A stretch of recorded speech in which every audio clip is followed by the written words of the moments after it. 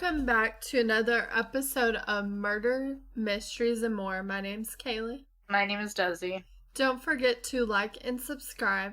Don't forget to hit the bell next to the subscribe button to turn on post notifications. Before we get into this case, we always encourage those who have useful information to any unsolved case, please report it to your local police and sheriff department. Viewer discretion advised. This video will contain some very graphic details. If you cannot handle this or are under the age of 18, please click off now. Thank you to everyone who participated in our polls on Facebook and YouTube. We love hearing your feedback and what you guys would like us to cover. And winner, chicken dinner, Ted Bundy won for this video. And Ted Bundy is one of the most infamous serial killers in the United States. Yep, he is, unfortunately. A little background about him. His full name is Theodore Robert Cowell, and he was born on November 24th, 1946, to Eleanor Louise Cowell at the Elizabeth Lund Home for Unwed Mothers in Burlington, Vermont. His biological father's identity was never confirmed, but his original birth certificate assigns paternity to a salesman and veteran named Lloyd Marshall. Louise claims she met a war veteran named Jack Worthington, who abandoned her after she became pregnant. Some even speculate that Louise's own father could be Ted's biological father. Ted lived in Philadelphia for the first 3 years of his life with his maternal grandparents, who raised them as their own son, due to the fact that he was born out of wedlock, so Ted actually only knew his grandparents as his parents, and his mom was his sister, which is very weird. Yep, and he also would often, disassociate himself, because, he always had an issue with his identity. He didn't like how, he was born to a mom out of wedlock. Yep. From a young age, Ted exhibited disturbing behavior, and Ted's younger sister, Julia, remembers waking up from a nap surrounded by knives, and Ted was standing by her bed smiling, which is very creepy. In 1950, Louise and Ted left Philadelphia to go live with their cousins Alan and Jane in Tacoma, Washington. In 1951, Louise met Johnny Culpepper Bundy, and later that year, they got married, and Johnny formally adopted Ted. Ted's childhood neighbor, Sandy Holt, described him as a bully. Quotation marks. He liked to terrify people. He liked to be in charge. He liked to inflict pain and suffering and fear. She also says that Ted engaged in animal cruelty, which there is a lot of links between serial killers and them abusing animals or murdering animals. Mm-hmm. This is what she says. He hung one of the stray cats in the neighborhood from one of the clotheslines in the backyard, doused it in lighter fluid, and set it on fire. I heard the cat squealing, end quote. If I saw that, I'd be very mad. I'd be very angry because I take animal abuse very serious. Same. Ted also used to take younger children from the neighborhood into the woods and scare them.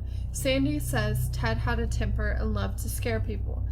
Ted began a relationship with Elizabeth Clover in 1969 after meeting in a Seattle bar. She was a single mom of a young daughter and struggled with alcoholism. Which is perfect for his time. It's a perfect storm. Yeah, basically. So, Ted Bundy's first arrest and his many prison escapes. In the fall of 1974, Ted moved to Utah to attend law school. How ironic. By this time, his girlfriend Elizabeth had begun to suspect Ted of his crimes. When she asked about his odd behaviors, like keeping a meat cleaver in his desk, he used his charm to deflect her concerns like he did with everybody. Elizabeth secretly went to the police with her suspicion of Bundy's involvement in local murders, but they did not believe her because she didn't have any evidence. 1975, Ted was pulled over by the police, and a search of his vehicle uncovered a load of burglary tools, which was a crowbar, a face mask, rope, and handcuffs. He was arrested for the possession of these tools, and police began to link him to crimes after his girlfriend went back to the police with evidence. Ted had confessed to Elizabeth over the phone from his cell that he had tried to kill her and couldn't resist his impulses when he felt his sickness building in him. Ted was arrested in the kidnapping of Carol de Ranch, one of the few victims to escape his clutches. In 1977, Ted escaped from prison twice. The first time he was out 8 days before his capture. The second time he wasn't discovered missing for 15 hours, which gave him a big head start on the police. Which led to the murders of two sorority girls, who are Lisa Levy and Margaret Bowman. Lisa Levy was born on January 6, 1957 in St. Petersburg, and she attended Dixie Holland High, where she played flute in the band for 2 years. She was also a majorette, a member of the Civinettes Service Club, and a staffer of the Dixie Legend Yearbook. Lisa was studying fashion merchandising at FSU and worked at the Colony Shop in Tallahassee. Margaret Bowman was born on January 6, 1957. They're both born the same day and year, which is weird. That is strange. Yeah. In Honolulu, Hawaii. Margaret moved to St. Petersburg as a teenager in 1973 after her father retired from the U.S. Air Force. She graduated from St. Petersburg High, where she was president of the French National Honor Society and a member of the drama club, scuba team, tennis team, and the Civinettes Service Club. Margaret was a student at FSU in 1978, studying art history and classical civilizations. On January 15, 1978, Lisa Levy and Margaret Bowman went to bed in the same room in the Chi Omega sorority house at FSU. In the dark was a man wearing a blue knit cap, and he had crept into their room. That's very scary. I also want to mention that Ted did have a very particular type of woman he went after.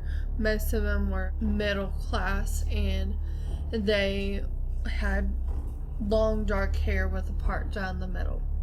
Yep. I got mine on the side, and mine's dyed. I also heard as well that one of his victims ended up getting away because she ended up dyeing her hair blonde. True. And he was like mad. So anyways, Lisa Levy was raped, strangled, and beaten on her head. Margaret Bowman was strangled with a pair of pantyhose and severely beaten on the head. Neither had struggled and neither had survived. Ted had attacked 2 other girls in the same house an hour and a half before. No fingerprints were found at the crime scene, and the attacker had taken his weapon with him. They had a blood type, a few print smudges, and sperm samples, but the most crucial piece of evidence was from a bite mark on the left buttock of Lisa Levy. Ted Bundy ultimately was caught after kidnapping and murdering a 12-year-old girl named Kimberly Leach. He was pulled over by the police later that month. And something that you guys also might not know is that Ted Bundy represented himself in court. Like, typically attorneys, whenever they are talking to, like, victims of rape or anything like that, they typically try not to make the person have to give too much detail, but because Ted was representing himself, he made them go really into detail and ask them very specific questions, which is really messed up. It's very messed up, but also he was going to law school at the time, so... And he studied psychology as well. Yeah, which is, oh my god, as a serial killer, that's insane. Mm-hmm. But into our infamous Reddit comments. This first one is by 5_decades.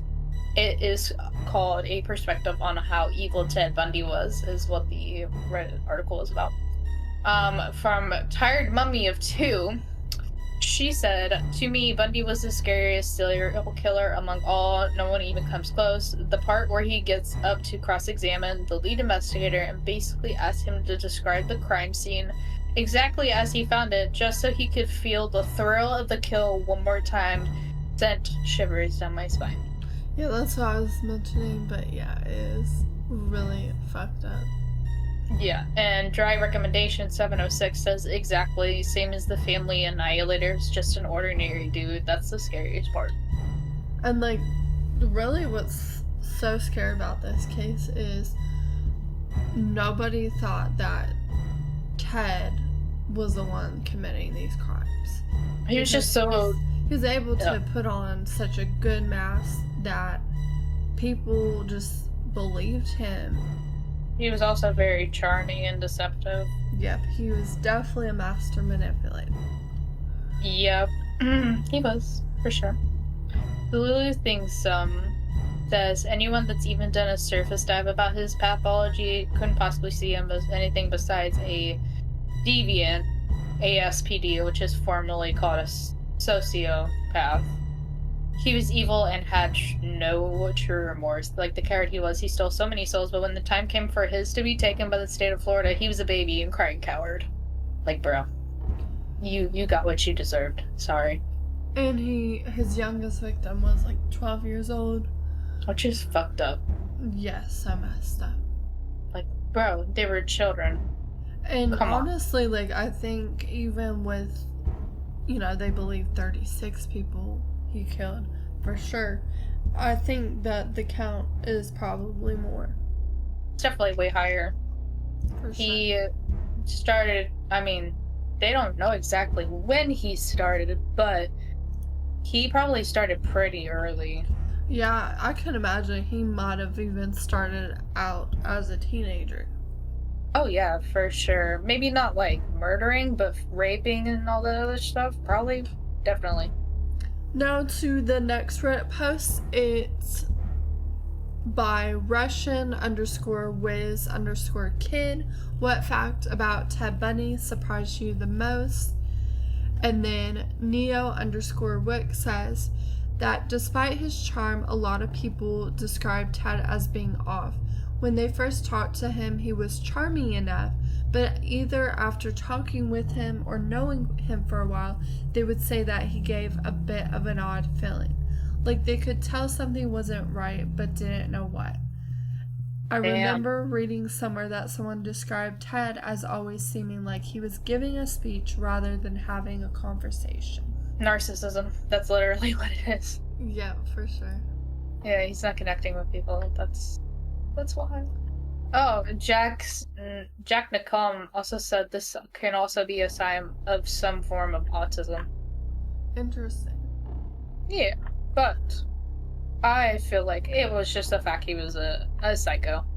For sure. Yeah. Deleted says, in Bundy's case, yes, but other neurodivergent people do that too.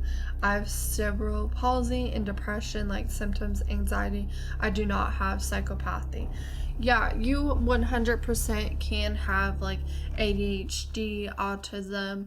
You can have anxiety and all this stuff, and that doesn't automatically make you a serial killer. I hate when, because some people, they tend to stereotype, and yeah, not everybody who has a mental disorder is automatically a serial killer. Yeah, no. Mm-mm. We're just, we're normal people. We struggle a little bit. It's fine. Right. We don't kill people. We're not sick in the fucking head like that. No. Affectionate-EBB-151 that he would go back and rate the bodies when they were badly decomposed. That's gross. Yeah, I do remember seeing that. He would days later go back in the woods where their bodies were. And that's just like, I don't know. That's like nasty. That's nasty. That's necrophilia, my guy. Yeah. No thanks. Ew. It's the body smell days after. Just, Yeah. But this comment, prestigious issue 330, I only recently learned that he fathered a kid. That somehow did not compute in my gray matter. He did have a daughter. Yeah. Deleted, that poor child. Yep. Deleted says that so many people find him attractive and charming. Jesus Christ, I've never seen such an average-looking white guy in my life. I'm Thank not you. even being a contrarian about this either. Serial killer fetishization is gross, but I would say Ramirez and Dahmer are objectively good-looking, but Bundy, ew. Yeah, he looks pretty basic. Yeah, but like, I mean, women in those times were a little different, I guess. True. You know. Eternal Flame Babe says, I'm not surprised about this, but he did have a sock fetish. Ew. That is so weird. Bruh, Jesus slaves. I'm sorry, what? Who? Okay. He called it a fetish, semi-jokingly, but it was more like an obsession. Apparently he liked to own as many socks as he could. Okay, That's then. gross. Yeah. Darklight Amar says, I haven't seen the Zac Efron movie about Ted Bundy yet, but it's on my list on Netflix. After watching some documentaries about him, I have zero doubt that Zac Efron would be the perfect person to play Ted Bundy. He's widely considered to be a good-looking dude. In fact, he was probably at some point a celebrity crush of most women my age. He's a pretty good actor. His most prominent acting roles featured him as a charming, charismatic, like boy next door type character, which is exactly how Ted Bundy presented himself. Yeah. I can see that. Yeah, I actually watched that movie, and I do have to say Zac Efron did play him pretty well. Like, down to the T and everything. Yeah, he is a good actor. Yeah, he is a very good actor, actually. Floyd Moonsun says, the fact that he helped find the Green River Killer. Interesting. Interesting. And then Little Wonkerdoo says he was baptized into the Mormon church. Oh, I didn't know that. And then Sluskin says, unfortunately that doesn't save anyone from hell. It's the life we live each day. By how we live, we tell the world without speaking who our God is. Bundy's God was his own state-deprived darkness. Lil Odessa 74 says, I found it interesting that he had to get rip shit drunk to commit most of his crimes. Survivor of his attacks always mentioned that he reeked of alcohol. But yeah, I mean, alcohol can get you to do some pretty nasty things. In hand with being a psycho, yes, for sure. Yeah. Yeah. It's not a good mix. No, I don't think so. Okay. Go. Still_ad8903. What do you think is the psychology behind Ted Bundy killing such a similar looking / behaving victims? Is it revenge on somebody from earlier his life? True. Deleted says, I think it can be as simple as that he had a type he was attracted to. His motivation seemed to just be the pleasure he got from the unspeakably awful things he did. I would say it was that over any kind of revenge. But he also did have one girlfriend in particular that did break his heart. Yes. And she did have dark hair, like a middle part. Yeah, so that could have really set him off. But he still could have had a type. But also at the same time, there's so many women who their hair was like that back. Yeah, it was the in style kind of thing, you know? A lot of people were, just following after that style, I guess. B. Von Boom, the crime writer Anne Rule, actually knew him during the time he was committing the murders, unbeknownst to her, obviously. They worked midnights manning a suicide intervention hotline. She wrote a book, The Stranger Beside Me. I recommend it. She also theorized that he went after the same type as his girlfriend to, in essence, kill her over and over. Not sure about that. I think he was born a bad seed, as they say, and his maternal situation also made him hate women. Yeah, his situation didn't help in his childhood, but that's also not an excuse to kill people. It is not. Sorry. Yeah, people have bad childhoods and they don't go around murdering people. Like, go to therapy. Go to therapy or just don't do it. Yeah. But therapy's great. And find something else to put your anger and energy towards. Like, go working out or try a new sport, something else. Yeah, put it into music or something. Just don't murder people. That's not right. That's not okay. And then Buffalo Bill 69 says, I think it was him just being able to have control over someone vulnerable. He would make people feel bad enough to help him, or be kind enough to talk to him, enough to the point where he would smack you over the head with something heavy and throw you in his buggy. He's very charming and charismatic, so it wasn't difficult for him. Yeah, he would sometimes pretend that his arm was broken and drop books, and then get these women to help him, and then he would attack them. And it's so messed up, because I mean, if you saw somebody with a broken arm and they drop books, you would probably help them, but instead it cost you your life. Yeah, I think me nowadays, I'd be a little iffy about that. Right. You know, I haven't think it out first before and then help them probably, but also I don't want to die. I don't want to go through that situation. Yeah, now we know that things like this can happen, but back then it was not really heard of. No. This was back in them days, bro, where a lot of things weren't heard of and it was crazy, and nowadays it's just oh, we have to watch out for all these different things. Yep. Ooh, I like this name. Long Jumping Suspect 57. Elaborating on his type, I find the metaphor of cross-wiring helpful understanding crimes like this. The brain is modular. Bundy victimology was a result of a regular hetero-male sexual arousal component oriented towards a brunette white woman cross-wired with a malfunctioning limbic violence priming component, and possibly linked to a reward and reinforcement circuit. Interesting. It's a great way to put it. Yeah, that is a great way to put it. Everybody just keeps talking about it. It baffles me how handsome he was not. Right. Old-fashioned millennial. This is so true.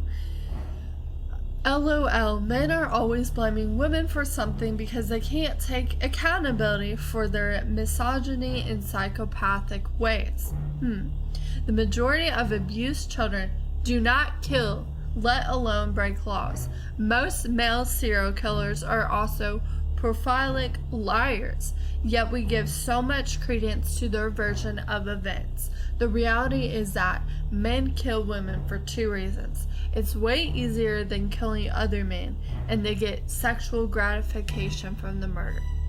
Yeah. Yeah, that's facts. That's facts. That tracks. Yeah. Well, I mean, men see us as the weaker sex, so. True. That, yeah. But we're not. we're not, but okay. Oh, hi, Danny says, my friend said he was a 1970s attractive, and it still made me laugh. That is funny. Yeah. Yeah, today's age, not really.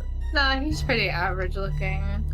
Oh, whatever. I don't even think, people say Jeffrey Dahmer is, I don't think he's attractive either. Bro, they're just all average white-looking men. And they're, so fascinated with them, and I'm that's gross. And I'm you know what they did, yet you're still... Well, people fetishize serial killers, and that's disgusting. Please do not do that. No. No, just don't. You're done. Ted Bundy confessed to over 36 murders, but police speculate that he was responsible for over 100 murders of young innocent women. In 1979, he was convicted for the murders of Margaret and Lisa and was given the death penalty twice. 1980, he received another death sentence for Kimberly's murder, and in 1989, he was executed by the electric chair because what goes around comes all the way back around. Justice has been brought to those who have died at the hands of Ted Bundy, but it's still tragic that this man got away with the crimes as long as he did. Yes, very sad. But thank you for listening to another episode of Murders, Mysteries, and More. Remember to keep your eyes open because you could be the next victim of a serial killer.